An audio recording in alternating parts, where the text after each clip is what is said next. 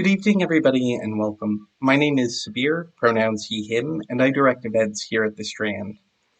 Before we launch into a discussion of Jonathan Allen and Amie Parnes' new book, Lucky How Joe Biden Barely Won the Presidency, I'd like to share a little bit of history about the Strand. The Strand was founded in 1927 by Benjamin Bass over on 4th Avenue's Book Row. Stretching from Union Square to Astor Place, Book Row gradually dwindled from 48 bookstores until, after 93 years, the Strand is a sole survivor, now run by third-generation owner Nancy Bass Whiten. We want to thank all of you for your support. Without our loyal community of book lovers, we wouldn't be here today, and we are so appreciative of it. Tonight, we are thrilled to have with us Jonathan Allen and Amie Parnes for the launch of their new book, Lucky. Jonathan Allen is a senior political analyst with NBC News Digital, a winner of the Dirksen and Hume Awards for reporting. He was previously the White House bureau chief for Politico and the Washington bureau chief for Bloomberg News. Amie Parnes is a senior correspondent for The Hill newspaper in Washington, where she covers the Biden White House and national politics. She was previously a staff writer at Politico, where she covered the Senate, the 2008 presidential campaign, and the Obama White House. Joining them in conversation is Michael Eric Dyson, Distinguished University Professor of African American and Diaspora Studies, College of Arts and Science, and of Ethics and Society, Divinity School, and Centennial Professor at Vanderbilt University. Michael Eric Dyson is one of America's premier public intellectuals and the author of 7 New York Times bestsellers. A contributing opinion writer for the New York Times, Dr. Dyson is a recipient of 2 NAACP Image Awards and the 2020 Langston Hughes Festival Medallion. Former President Barack Obama has noted, "Everybody who speaks after Michael Eric Dyson pales in comparison." So, without further ado, please join me in welcoming Jonathan, Amie, and Michael to the stage.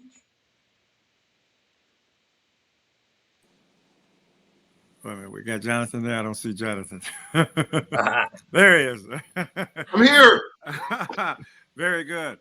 Well, it's a real pleasure to be here with y'all tonight and to have this opportunity to talk about this this blockbuster book. I just want to show the people, because I'm gonna start with these two highly gifted journalists and intellectuals in a serious way. I want to start with the cover, right? Am I really going to judge a book by its cover?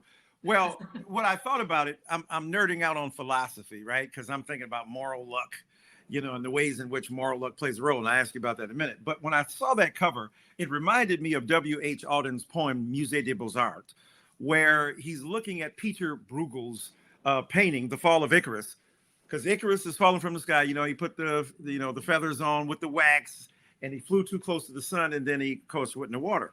But in the painting, there's just a little leg, a little foot poking up.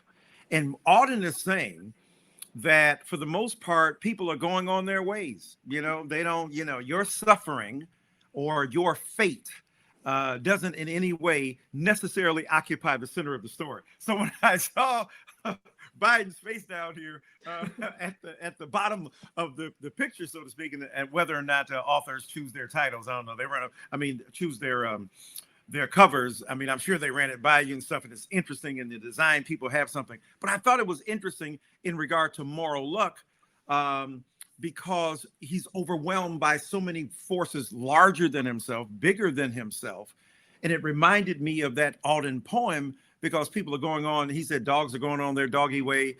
This is an untidy spot. Suffering happens, and basically nobody cares. And Biden was in a position where, as you all point out brilliantly, because I'm thinking about Bernard Williams and Moral Luck, where his conception is that that things occur, but you have some controllable factors and some uncontrollable factors, and what you contribute to it in a kind of utilitarian sense determines what happens, and that's how we hold you accountable. All of which is to say, all the gumbo, and nerdy stuff out the way. How is it that as a thematic, as a thread that goes through this book, that moral luck, political luck, personal luck is juxtaposed to, in some ways, Biden's unluckiness when it comes to his personal life, his son dying of cancer, and his wife and child being hit. I just wanted to start there as a kind of meditation on he's lucky. You made a compelling point. There's no doubt about it. I want to get into some of that, but also juxtaposed to some of the grief and sorrow that he's borne. Does it play a role at all? Do you think it has a philosophical, resonance here, or I'm just tripping out and we can get to the book and talk about it? But I wanted to ask you all that because I was fascinated by it. Well, I think what we see in Joe Biden over time, and we talk about the luck in terms of the political campaign, but what you see from Joe Biden over time is somebody who very much understands those things that are outside your control. He understands the vagaries of life. And he talks about luck a lot. And even when he doesn't use the word luck, he's talking about fortune and fate. And he's seen the bad side of that in his life, but he's also seen the good side of it in his life, right? Anybody who's a United States senator for 36 years, vice president of the United States for 8, has to consider at least that portion of their life pretty lucky. It's a very limited few who get there.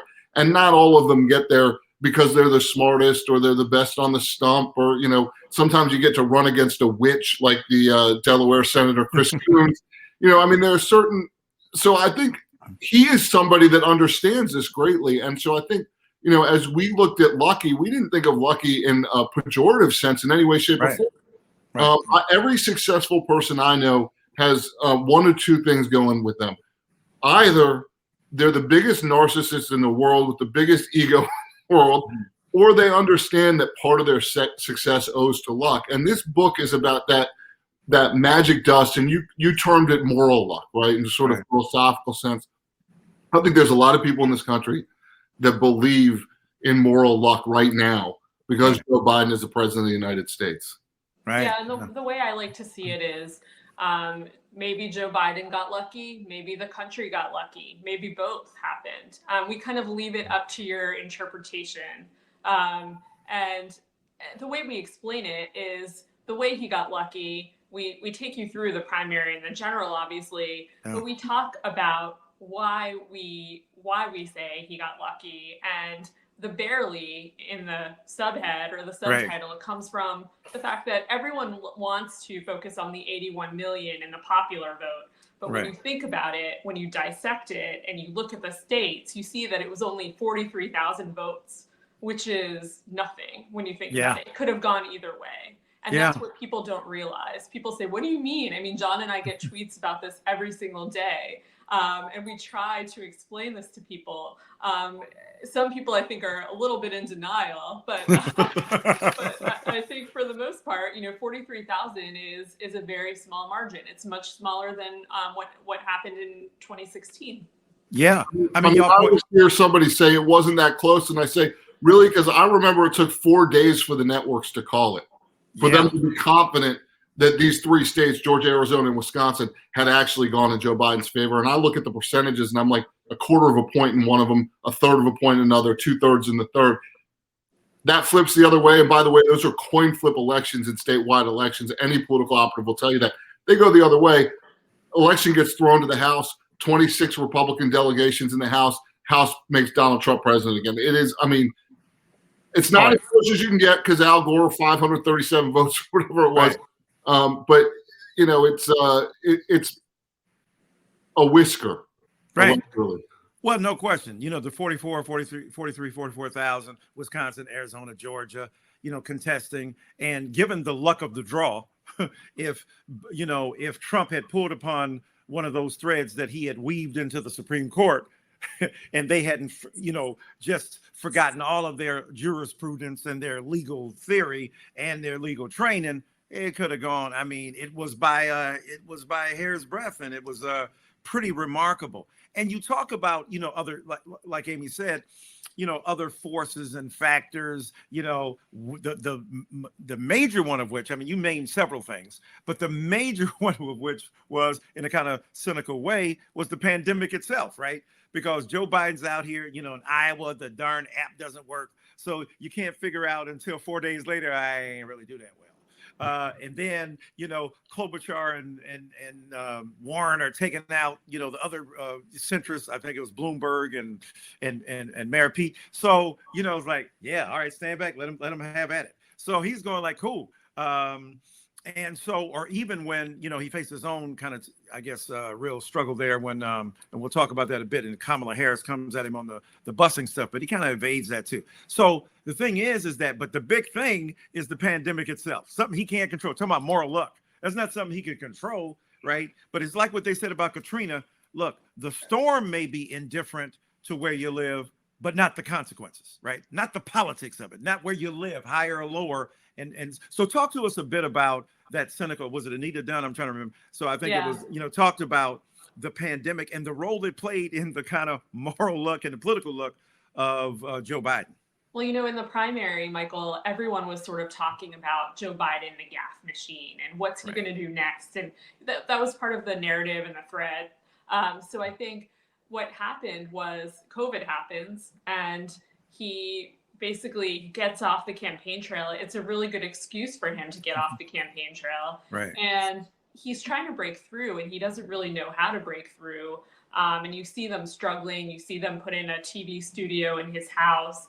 But what is happening behind the scenes, or his aides are talking about how it's taken him off the campaign trail and it's sort of minimized his role. And so he's not able to make those gaffes and he's not able to kind of be part of a punchline in any way. And so that's helpful to him. And the quote you're referring to is Anita Dunn, who's one of his senior advisors. She still works in the White House with him right now and is running a lot of his communications operations. She essentially tells an associate, COVID is the best thing that ever happened to him. And she was admitting something privately, something obviously they didn't want out there. Right. Well, a lot of moments like that. Y'all tell a lot of stuff. Look, I'm sure Obama has some stuff he'd rather not have let loose here. We're going to get to him. We're going to get to Obama. But when you think about Biden in terms of, you know, this old white guy, 78 years old by the time he takes office, and you know, but he's look at the jarring contrast here that you all, I think, beautifully you know, articulate here, and that is that, you know, he's getting beat up over here, he's getting dogged over here, he jumps in, who cares, 2019, yeah, you don't even look like you're gonna really make a difference. And this guy is like the coolest guy, you know, like, look, I believe that I am the guy. It's like Donald Trump with all of the fastidious, you know, and facetious mythology and self-making, and I'm a stable genius. I mean, but he has the same level, darn near, of confidence that I don't really care what's gonna go down.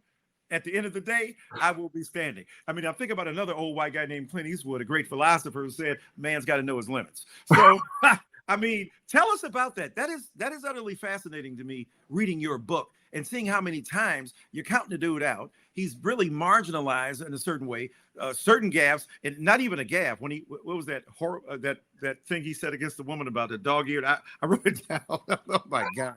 So dog-faced pony soldier. Woo! The man got away with the phrase. So, but talk to us about the sharp and, for some people, jarring contrast you present in this book about a guy whose self-confidence is extraordinary because it draws from a sense of vocation and from the very beginning believing that this was where he was supposed to end up being. And it's kind of inspiring, you know, 88, can't make it, Blazer, you know, all the stuff. 90, 2008, you know, he comes up against the juggernaut of Obama, the, you know, nice and clean guy. And then here he is 11 years later in the Oval Office. As they say in the street, you can't fade his game. So talk to us about that contrast. That's amazing to me. Michael, when you brought up Clint Eastwood, I thought you were going to say, do you feel lucky? Well, do you, punk? Feel lucky, punk. Right. Yeah, no, I mean, the thing we got, you know, that we watched with Biden through the course of this campaign, and what we learned from the sources close to him, and what you see from him, that's evident, is this belief in himself that people around him sometimes think is a little delusional. I think Obama always thought his belief in his ability to cut deals and do this and run for president was a little bit delusional, and in the end, whether it was delusional or not, it carried him through the darkest hours. And should, hopefully as a reader, you're reading this book and you're seeing just how brutal and just, you know, wrenching some of these early days are. These people he's known in politics forever. He's going and singing for his supper and begging people to endorse him, and they're turning him down. And they're like, I'm going to wait to see how this happens. I'm going to wait to see what Obama says. He knows Obama's not going to endorse him. He told everybody he asked Obama not to endorse him. we were told by somebody very close to Obama that conversation never happened. This is a brutal reality check for Joe Biden. He's been in the public eye for so long, vice president twice. He's got about a third of the Democratic Party that wants him when he gets in the race. And it's just like, you're like, how hard can this get? And he loses. He comes in 4th in Iowa, and he comes in 5th in New Hampshire. He's down to the point where his aides are saying, look, man, if you want to keep the payroll going, you might have to refinance your house and put money into the campaign to pay people, which is basically them telling him to get out. Right. Like, you got a couple days left, but like, you may have to get out. And this whole time he believes in himself. And even Jill Biden, he has to tell his wife, hang on, Jill, hang on to South Carolina. I get to South Carolina. He's basically like, the African-American electorate loves me, and I'm going to turn it around there, and Jim Clyburn's going to get on board. And like, these things actually start to happen. Most of the things he thought would happen when he jumped in the race didn't happen. But that spirit, I think, is number one, what carries him through it. It carries his staff through it. And I think it's appealing to the American public at a time when they're so battered from the last year. This guy that's not saying we can get through it, it's already done. Like, poof, the pandemic's going to go. There's a guy that says, with hard work and working together in a coalition, we can get this done. We can beat this pandemic. And his optimism, I think, is infectious in that way. Yeah. No doubt about it. When I think about, since y'all brought up by Obama, oh my God. So plenty of great stuff in here about Obama. I wrote the foreword to the wonderful dual biography of Biden. That's what they were. Biden and Obama. Steve Levinson's great book there. This book together. I mean, y'all have come up with some incredible stuff, but Obama was kind of tricky when it came to Biden. I want y'all. What I discovered in this book that I read the stuff there, and I knew what Joe Biden felt and so on and so forth to a certain degree, but y'all really kind of, you get up in here in his Kool-Aid and you know the exact flavor. And I'm like, damn, okay. Like Obama is seen as, arguably, rightfully so, as a master politician and, communicator and stuff, and such a nice guy. Yeah. So what's it? So you said politics is a brutal sport. It's brutal, Amy. But there's some stuff in here about Obama and his relationship. Did Joe Biden, before let's talk about the kind of stuff he thought about Joe Biden in terms of the gaffes. Was there a little resentment because Biden's gaffe made him come out, so to speak, on the issue of, LGBTQIA, right? Because I saw Biden on the train once and I said, yeah, they said the Holy Ghost did it. I said, I didn't know the Holy Ghost's name was Joe Biden. So you're a good Catholic boy there. So A, was there a little resentment about those gaps? B, Obama's failure to really come forward and support him, even when he's run against Hillary and so on and so forth. Does Joe Biden understand that? How did he process that and deal with that in his own mind when he had been so loyal to Barack Obama? That's the thing. They have a very sort of delicate relationship, I guess you could say. We should start in 2016 or 2015 when Joe Biden was thinking about running and he's talking to Obama and he's having conversations. At the same time, Obama's sort of telling him and sending signals, no, Joe, this isn't a good time for you to run. And he's sort of resentful of that. He writes about it even in his own book, that Obama's aides came to him and essentially said, this isn't your time, don't do it. And at the same time, he feels like Hillary Clinton is a really bad candidate. So that's all sort of resonating and going forward. So we've always thought he really wanted to run for president all along. But anyway, Fast forward to this campaign cycle, he's entering the race. Obama calls a bunch of his aides to his office, his personal office in Washington, gathers them, and he's essentially saying to them, tell me about the campaign. How are you going to run the campaign? What are you going to do, essentially, so you don't embarrass your boss, Joe Biden, or he doesn't embarrass himself, and he doesn't sort of tarnish the Obama legacy, which is so important. And he is sort of watching, we kind of see him as sort of like this Greek figure kind of looming over in the backdrop of the campaign, but he's watching the whole thing kind of play out. And one of my favorite anecdotes is we give you some insight because he didn't obviously want to tip the scale in any direction. So we take you inside. He's talking into a restaurant in New York, Eve's. He's talking to a bunch of African American donors, these high profile men who he likes a lot. And, he feels that he can be a little looser in this conversation. And they're telling him, what do you think about the campaign? And he's essentially saying, okay, here's what I think. And he gets behind Elizabeth Warren, and the entire thing is about someone said to us, it was like an Elizabeth Warren sermon. You'll appreciate this. So he spoke the whole time basically about Elizabeth Warren, didn't really talk about Kamala, completely kind of pokes fun at Mayor Pete at the same time, says he's short and he's gay, he's getting some laughter. Everyone says that's all in jest, whatever. But the biggest thing is he forgets Biden, and he's reminded of it. So one of the donors says to him at the end, "You forgot Biden," which is a little bit awkward. I mean, this was his partner. He really respects him. Obviously, they're very fond of each other, and he's not even building him up to this group of men that he's so close with. Right. It was a really, really interesting moment. One that you really don't see so much. Obama's so private and so personal about what he's thinking at any given moment. So that's why that sort of stuck out as a great moment in the book.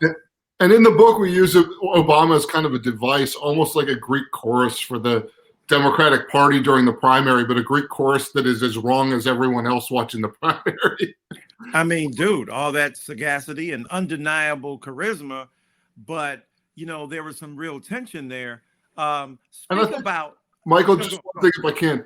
I think the issue is they both look at their relationship as a mentor-mentee relationship, and neither one of them agrees on which one's the mentor. I mean, these guys have huge egos.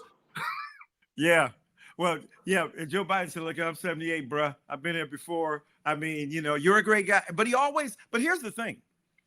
In public, and in private, with Joe Biden, he gives Obama massive credit. Like, the dude did this, he knew this, I was there to defend him. And the reason Black people love Joe Biden is because he was a faithful soldier. He was loyal.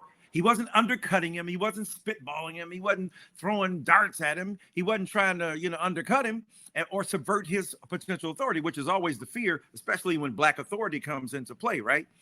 But at the same time, the reciprocity. I mean, you give him a medal at the end, he's crying, okay, great. But bruh, there's some other stuff going on you ain't talking about. So the medal was supposed to be a gold watch.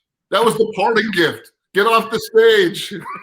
Now Joe Biden's in the Oval Office. Running stuff. So so let me very quickly, because I can't believe it's already, dang, that's so much I want to ask y'all. So what about the fact that, Kamala's relationship, I mean, and I got this from reading your book, so I'm blaming you. So Kamala and Biden, I mean, Kamala and Obama, you would think, it's a resonant story. We got really much the same story.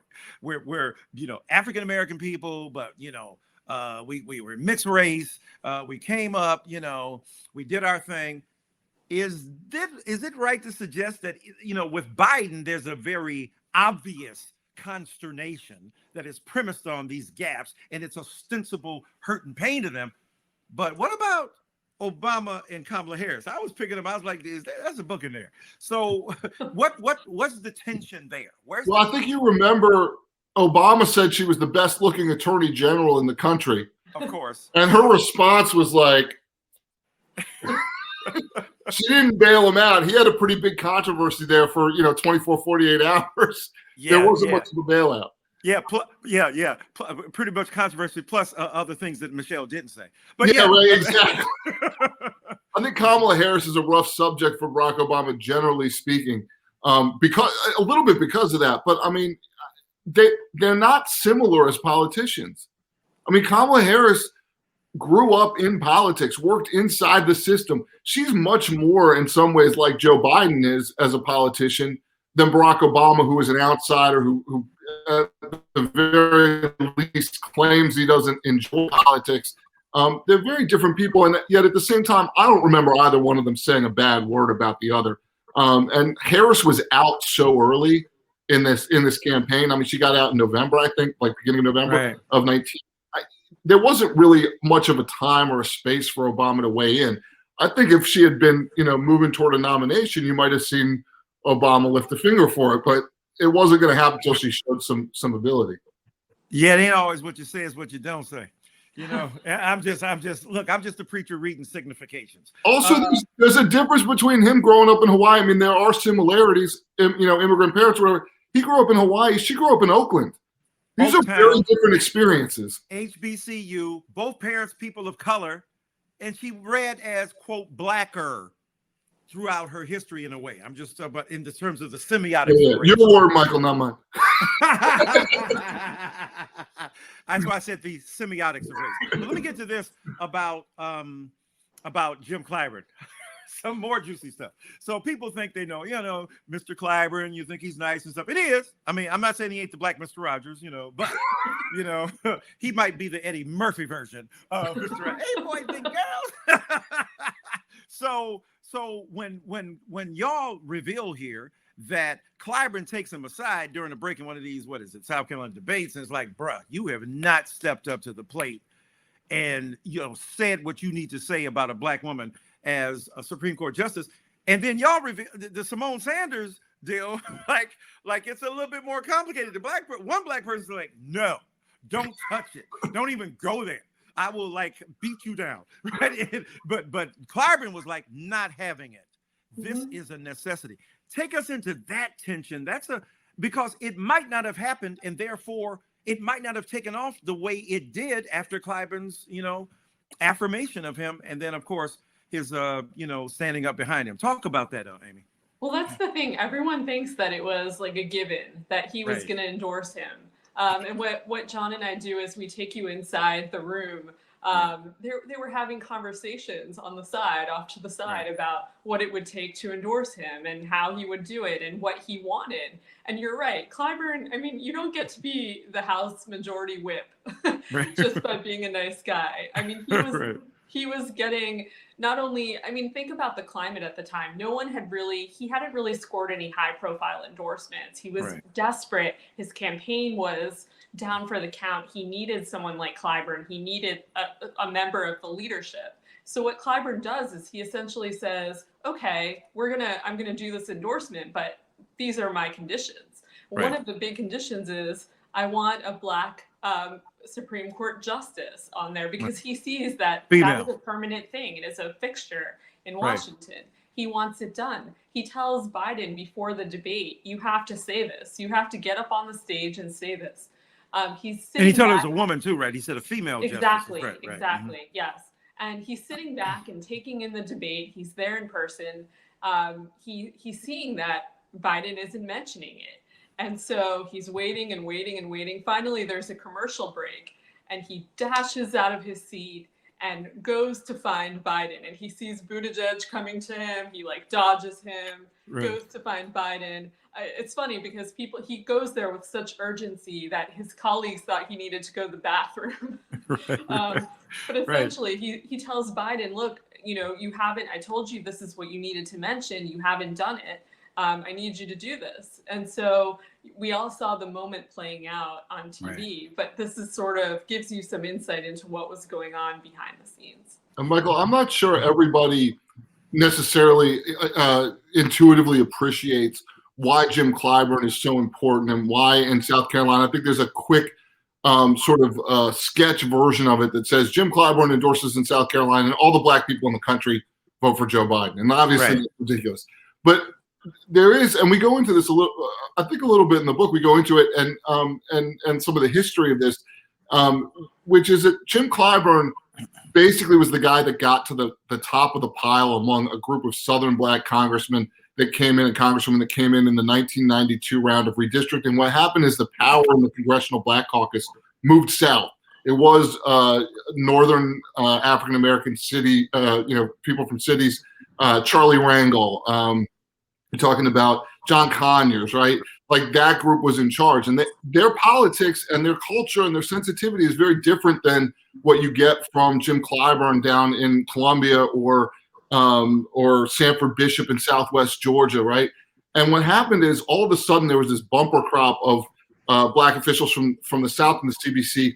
Clyburn rises to the top of that group, becomes the CBC chairman, ultimately gets in line to be, the House Majority Whip. And as a result of that, he's going out to do campaigning for people. He's giving contributions, getting donations for people, not only in the CBC districts, but all over the country. And so this guy has a lot of clout, a lot of juice, just in general in Washington, in a way that very few members ever have. And certainly historically, very few African-American members have had. And he is both bellwether and influencer for what the black voters are going to do in South Carolina. And also more broadly, because of his power in the CBC and with those members and with mayors and other local elected officials in those areas. Similarly, for the rest of the country, bellwether and influencer.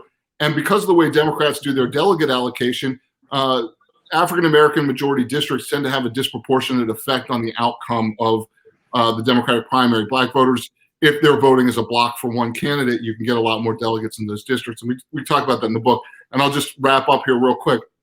One of my favorite scenes in the book is actually right after South Carolina.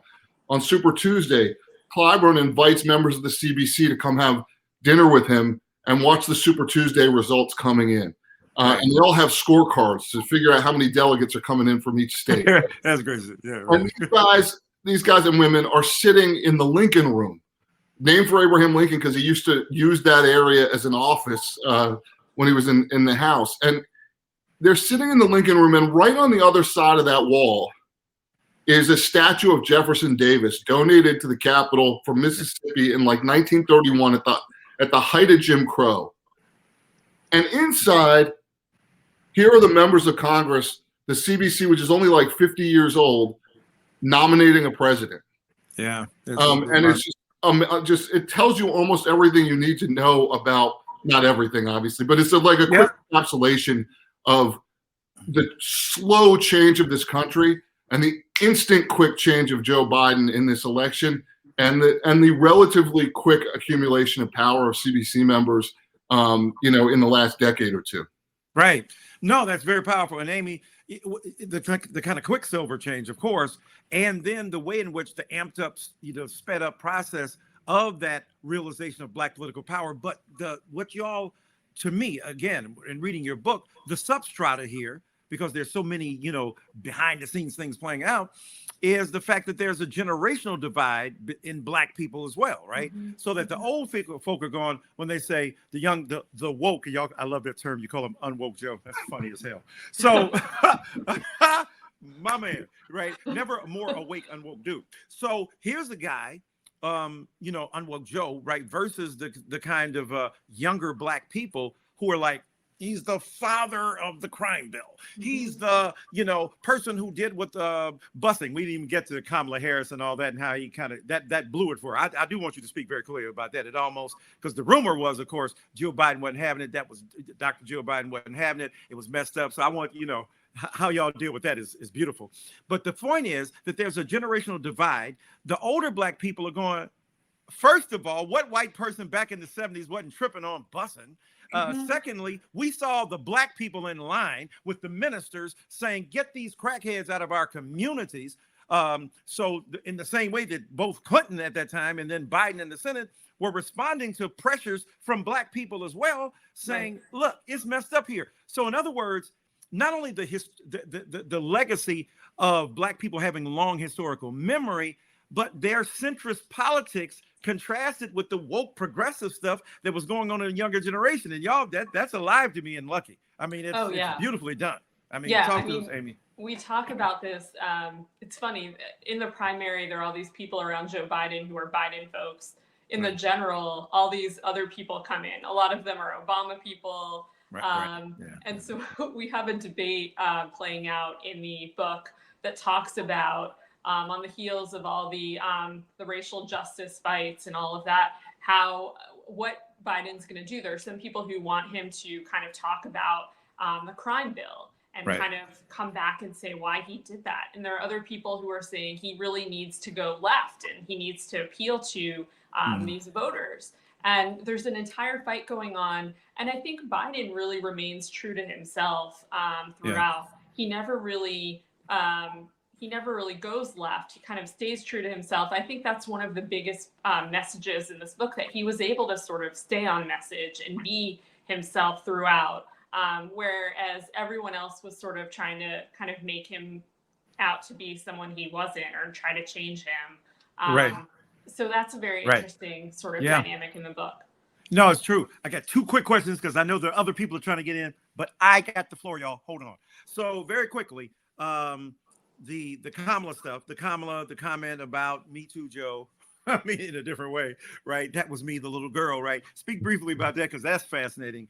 And then, you know, since your book ends, I mean, just what's going on today, the 1.9 trillion, how he got this thing through, and he has been more progressive than the progressive thought, you know, for a centrist guy, right? So, you know, it wasn't a bait and switch. It was like, I promise, you know, like Jesus said, excuse me, I'm a Baptist preacher. Better to say you ain't going to go and show up than to say you're going to go and never make it there. So he didn't say he was going, but I'll be darned, he's over here for the most part. AOC ain't down with, OPP and trying to beat him down. So, you know, that's amazing. So Kamala and the AOC thing, you know. Well, I'll start with the Kamala Harris thing, which is, we go into detail about how she kind of plans this attack, right? And she's trying to figure out, like, what's the best way to, like, really make this hurt. I think her view at that point is she really needs to get back into the game. And one way to do that is to really go after the leader of the pack, and that's Biden. And I think the thought is if she can take him down, she'll be seen as strong enough to take on Trump. And so that she and her aides, like, kind of go through this process of what they're going to say. And at the very end of this process, one of her aides is like, she's basically like, I don't know if I want to do this quite like this. And her aide's like, well, you know, if you're going to have a problem, which is if you leave it like this, people are going to ask you, do you think Joe Biden's racist? And so their fix to that is that she starts off with, well, you're not racist, Joe, which of course everybody knows whatever comes after that is going to be like, you're racist, Joe. And, you know, she gets on the stage and she delivers this hit and, you know, she lands it. I mean, she's really good at it. And Biden is sitting there with like a ready to defend some philosophical position, a fake philosophical position of the segregationists back in the 70s when they were talking about busing of like de jure versus de facto and, you know, all this stuff that were his talking points from like 40 or 50 years ago. And but he's just kind of confounded. And he gets to a commercial break and he looks over at Pete Buttigieg and he goes, this is just a bunch of BS. Well, I guess we're on the recording here. He says, this is just a bunch of bullshit. And he's angry about this for a long time. And the people around him are angry about it for a long time. They think Kamala Harris took a cheap shot at him. And particularly because she was friends with Beau Biden. And it also calls for the vice presidential nod. I mean, we got a scene, when Biden's making his pick, he calls Clyburn a couple days beforehand, and he says, I got a real friction between my head and my heart. Right. And, you know, the no-brainer was to pick Kamala Harris for a variety of reasons that we go into the book. But he's looking, I think, for permission to maybe not pick her. Yeah. Call the guy. I mean, because he's been hit during you remember when he was having the debate about, am I a racist because of the crime bill and stuff? And he goes to ask his black staff. Now, people can see that as quaint, old school white boy stuff. But hey, if you got a black person, you got some black people on your staff, don't be arrogant. Let me ask you, don't say people are going to be at the table and then not include them in the conversation. What's the deal? I mean, I'm going to ask them. It was an ask them. I'm going to ask them. So yeah. And in one sense, since Biden is the guy, since Clyburn is the godfather, man, why didn't you come to me first? I would have told you a long time ago. So, he figures he gets it. So Amy, obviously, yeah, that's huge. And then, thinking about, how he tried to negotiate around that and then ends up choosing her and forges it. But what about now, how he's come out smelling like a rose for the most part with the AOC wing of the Democratic Party? Yeah, that wing is so happy with him right now, happier than I think we were all expecting, kind of a little bit of friction. I think that's coming down the pike. I think he's in the honeymoon period right now. His approval ratings are high. He's at 60%. He's moving the COVID vaccinations along, although I think that will be a sticking point to see if he can keep up with his May deadline. But I do think that for the most part, progressives that I've spoken to are quite happy with him. And they're happy, which is it's surprising. Right. No. Well, that's beautiful. I got only like 100 more questions to ask y'all, but I'll have to do that offline. We got folk over here. So let me see who's got the first question coming right here. Ask a question. Has anybody 5 of them? So I'm trying to see how unanswered questions. Okay. Were there any aspects? Oh, let's see. The first one. Wait a minute. Hold on. Okay. Do you think Biden would have won the presidency if the pandemic didn't occur? Did Trump's bungling of the pandemic make the difference? So it's impossible to do a counterfactual and be absolutely sure about it. But I don't know a single person that thinks that Donald Trump benefited from the pandemic or the handling of it. And if you were to ask me, like, what's my judgment of it? I think it's likely Trump wins if there's no pandemic and all other things being, equal, and the economy continuing as it was. Right, right. And there's a lot of Trump in this book, we should add. Yes. Not just focused on Biden, even though right. the Dem side is sort of our focus, but we have a lot of, Trump didn't take COVID seriously. Obviously, he is kind of battling out with his campaign manager in one scene he doesn't really understand the gravity. He doesn't understand how this will affect him going forward, which I think is a key moment and some insight into his head. Obviously, he thought that he could win this. Finesse it. He thought he could finesse it. I mean, you make it very plain. It's astonishing for people. Your intuition is checked against the empirical verification of your worst fears.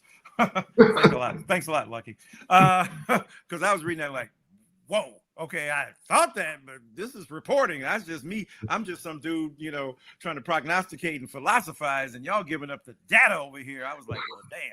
Okay. So were there any aspects of Biden's campaign that reminded you of Hillary's, shattered? In the first book, this is right. Both of them. All right. Anything? I mean, there's some staff infighting. Oh, go ahead, Amy. No. Go ahead. I was gonna say, I mean, like any campaign, there's some staff infighting, but honestly, I think Biden and Clinton are such different candidates. And one of the things that's fascinating about that is the outcome ends up not being all that different. I mean, Hillary Clinton was 77,000 votes away from being president, and Joe Biden was 43,000 votes away from losing the presidency.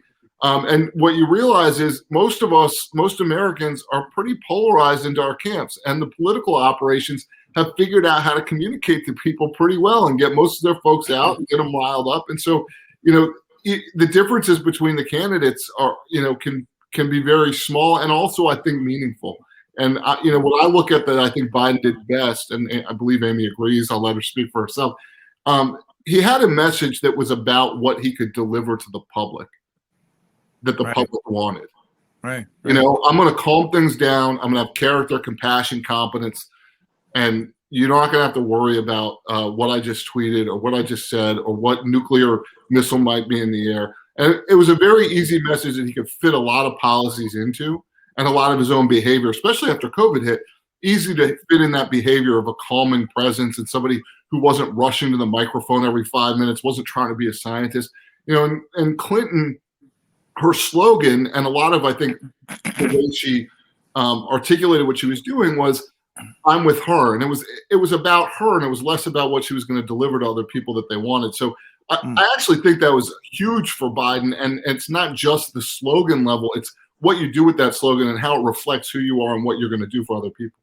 I think obviously Biden too is kind of this empathizer. I called him in a story I wrote a week ago, the empathizer in chief, because he meets the moment in a way that I feel like Americans sort of needed right now. So it's hard to compare the two.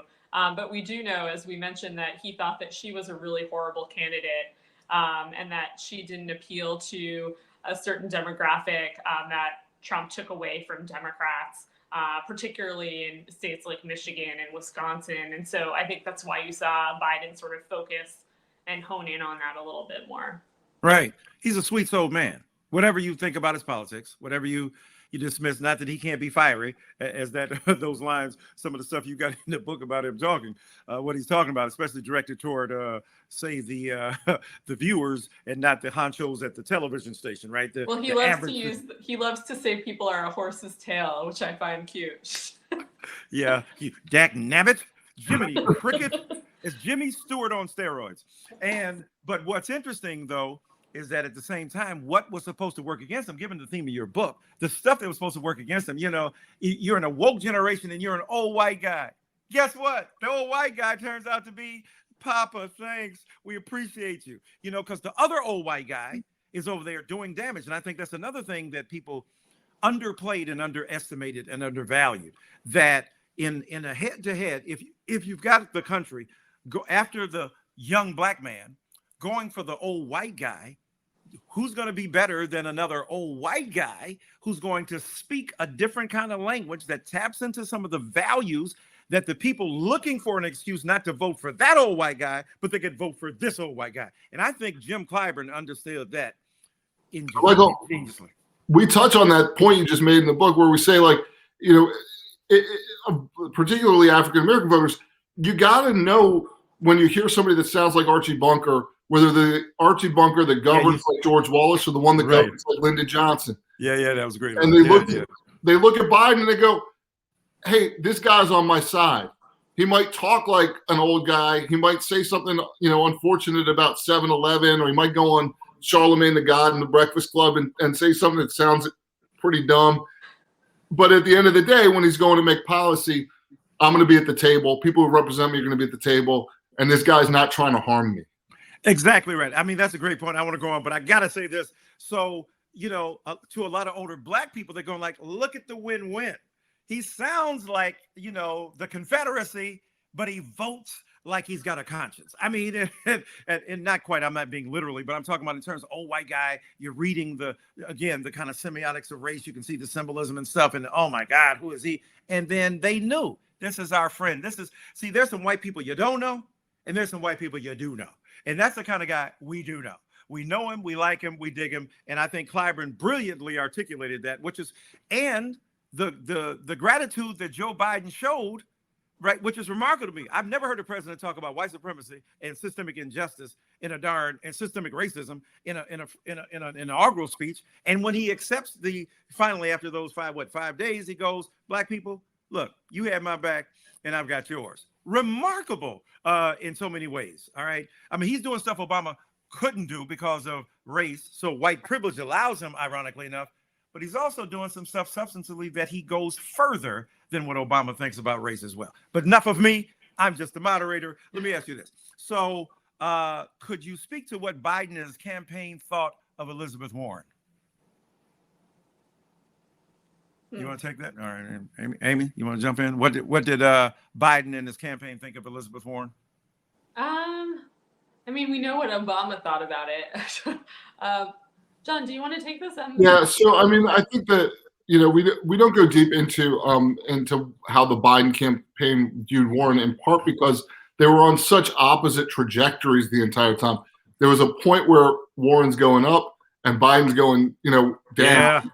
And then by the time Biden's ready to bounce back, Warren's already going down. But there is a sort of piece that's important here, which is that Warren didn't understand the power of the healthcare issue in the Democratic primary, which is really about sort of value signaling more than anything else, because the idea that you're going to get a lot done, with health insurance in a divided Congress it's hard to, you're not going to be able to get Medicare for all done. All right. And Right. You're probably not going to get what, Obamacare plus to the extent that even a Joe Biden would want to get it done.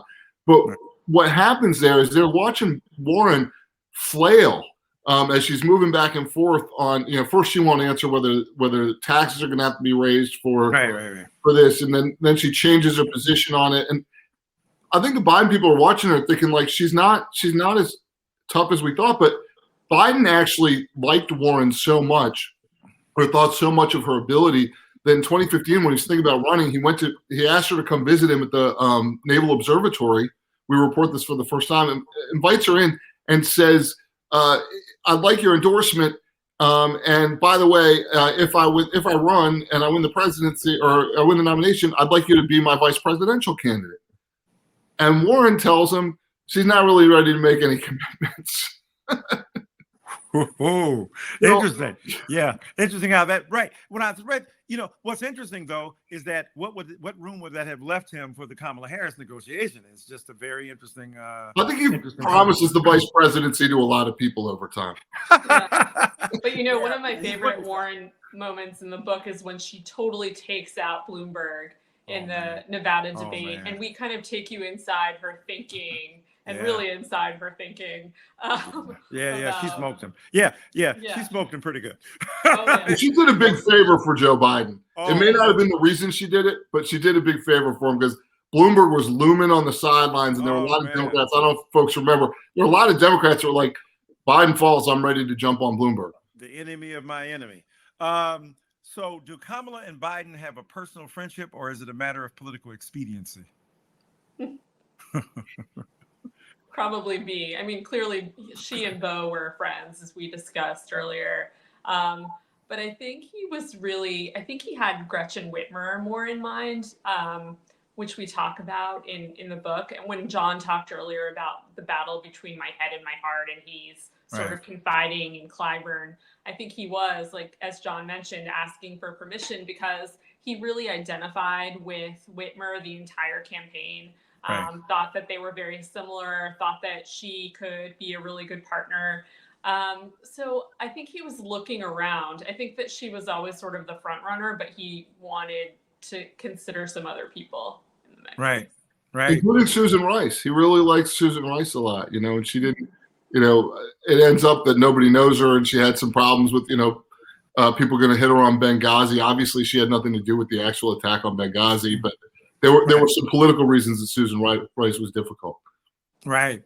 Now, this is I know we got to hit. What does Kamala Harris need to do to be in the best position to succeed President Biden down the line? Well, he's not going to let her get out there on her own. It's the Biden-Harris administration. She's in there doing foreign policy. And on the one level, this is great for her because she's getting the experience and he's giving her opportunities, setting her up. And on the other hand, it means that she can't maneuver on her own outside of him. And that's exactly what I would do if I were him, is put her in a position where she can't run against me. So it's trust but verify? No. I think that's about right. Don't let her get off in a room planning a debate attack because it might not be against the opponent. It might be against you. No, it's amazing, though, how he has her in everything, in every photo op and everything. She's right by his side. Oh, yeah. Biden didn't do that with Obama. It's definitely a contrast there. By which you mean that she is much more prominently positioned in every major decision and strategic photo op in a way that Biden wasn't with Obama. Yes, exactly. Yeah. So much in that comment. Much in that comment. I don't know. Are they giving us the hook or can we keep going? I know it's 9:00. Keep going until the gong goes, right? Yeah, let's do it. We were a little bit late, so maybe we can keep going a little bit. Well, I was going to say we started a couple of minutes late, so if you wanted to do two more questions, we could wrap right up. Very good. I mean, we never have enough with these two great people here. Where will Neera Tanden serve in the administration?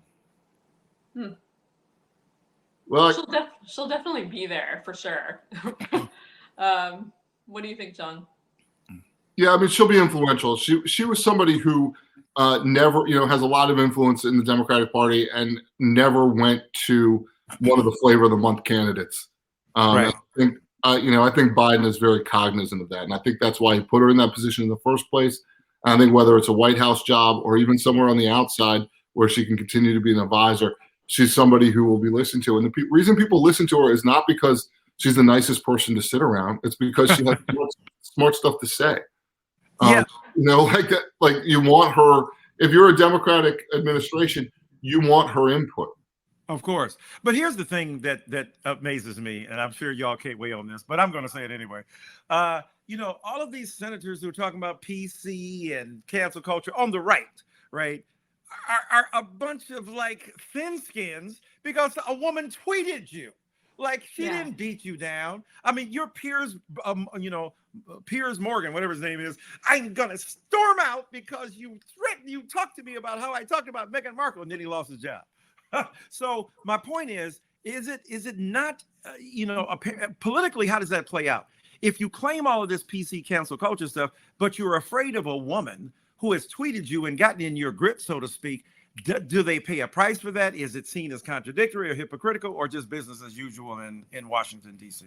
Well, the big question is, will she be the only one, or will she kind of set the standard Right. Will other people face the same challenge? I think a lot of it is sort of hypocrisy, and maybe a double standard, and also targeted at a woman specifically. Right. So I think that, yeah, it'll be interesting to see how they play this out. But I think a lot of people were kind of laughing. Donald Trump, 4 years of his mean tweets. And you were defending Yeah. him. I mean, Mr. Senate, Mr. McConnell, Josh Hawley. Okay. Two more I questions. mean, I'm surprised they didn't ask Michael to go defend her, because what you just said, basically there's 50 Republican senators who can't take it, who are so afraid of her Twitter account, so undone by it. I mean, Right. Mira's coming after me. I mean, yeah, right. The boogeyman, the boogie woman here, woman of color. It's all very interesting. And by the way, I did not mean to suggest before that she's not nice. It's only that's not the reason she's in the room. She's in the reason for her. And she's actually if you've met her, she's a very nice woman. Very sweet. That Twitter account, different story. That's why she gets Fair at him. enough. That's why she's getting at him. Couple quick things. Where's somebody's asking, is there role for Warren in the administration? But I'm curious, and you all speak to this, right? The Amy Klobuchar absence, so to speak, is that by design? She didn't want to be involved. Talk to us about Klobuchar and Warren. Well, the Senate's a nice job, Michael. And if you go in for an administration, you might not be able to come back. You're out. Yeah. Mm-hmm. So, I mean, if you're Cedric Richmond and you give up your seat in the House, maybe you wanted to do something later. Maybe you're going to be able to get, I don't know what his relationship is with the people going, vying for that seat. Maybe he'll be able to come back in 4 years. But if you're a United States Senator, that's a tough seat to get in the first place. You get your health insurance paid. They're nice. You could be 95 years old, have no idea where the hell you are. And there's somebody waiting on you hand and foot all day, and you're not in the nursing home. So, there's a good reason to stay there. And also, with only 50 votes in the Senate for the Democrats, if you're Elizabeth Warren, you got just as much power as Joe Manchin does. Yeah. Bless his heart. All right. So, yeah, Klobuchar. And I had, I told people as well, I said, look, she's a United States senator. If she goes in and Biden's, one term, then she's lost. That's 4 years. She's got a 6-year term guaranteed. Makes a big difference there. All right, hold on. There's one more. Were there any? Oh no, we asked that. So, what does Kamala? Oh, here's one. All right. Could you speak to what Biden and his campaign? Well, we did that. The thought of Elizabeth Warren. All right, so we did that. So I get a chance to ask. I think that's everybody asking all their questions.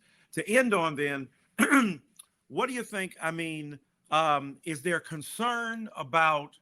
There was first concern about Biden being able to have stamina. He's pretty much proved he's out there. Is there a concern about first term, second term, first term only, handed over second term? There was a lot of discourse about that during the campaign. He's just setting his vice president up and she's going to take over when he's done.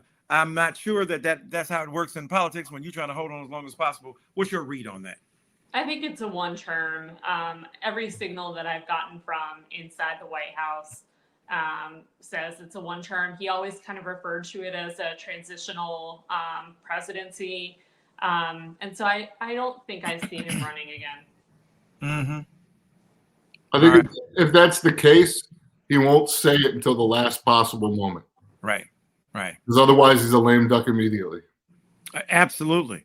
Absolutely. Well, great book, great authors, great conversation tonight. Thank you all so very much.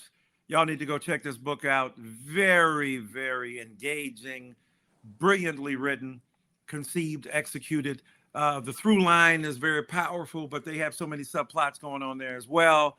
So it's like The Godfather, but you got the horse head in one scene, and you got, talking about Sonny in the other. So you got beautiful kind of threads that are weaving together.